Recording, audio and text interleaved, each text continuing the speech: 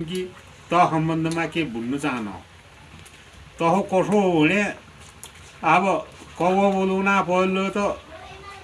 कसो जय बेला त्रेता युगमा राम रावण की लड़ाई भए राम रावण की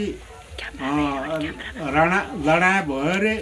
रावणको चेलो मेघनाथ भन्ने एक बडो बलवान थियो असुर रावणको चेलो मेघनाथ भन्ने एक बडो बलवान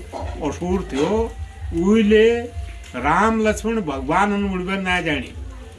उहिले नागपाठ हान्दियो उनलाई राम लक्ष्मण दुवै भाइ बाधियो नागपाठ अब बाधियो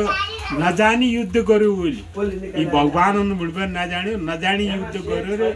अब दुवै भाइ बाधियो नागपाठ मारे हाहाकार मची गयो बानर सेना सब दुखित हो गया भगवान ब्रह्मा विष्णु शिवजी भगवान राम तो विष्णु का अवतार भेरे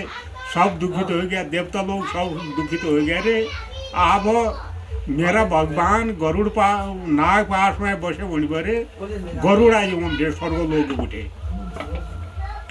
गरुड़ आयो रे तय नाग समय पर काट दियो जो इंद्रजीत हाण्थ्यो नाग तय नाग समय पर काट दियो तय काट दियो गरुड़ फर्क्यो जानु अरे भगवानलाई उको मुख केही नै बोले उको मुख केही नै बोले रे अब गरुड़लाई बाटा वैकुण्ठ जानबार बाटामा चिन्ता भयो हे भगवान तम बाधी रह्यो मूल तम काट्या तमले मुखा केही नै भन्या भनेर शंका उत्पन्न भयो उका मनमा गरुड़का मनमा अब शंका उत्पन्न भयो रे अब की गरौँ भनेर वर्माजी का पास गयो वर्माजीले भन्यो क्या आया गरुड़ जी भन्यो रे वर्माजीले भन्यो ए के आया भन्यो त मैले यसो गरे भगवानको नागपाठ घाटे उनले मुखा केही नै भन्यो ए त सम्बन्धित मुना हूँ जान्ने रे शिवजी जान्ने हैन वहाँ झा भन्यो शिवजी का वहाँ कैलाश पर्वत लाग्यो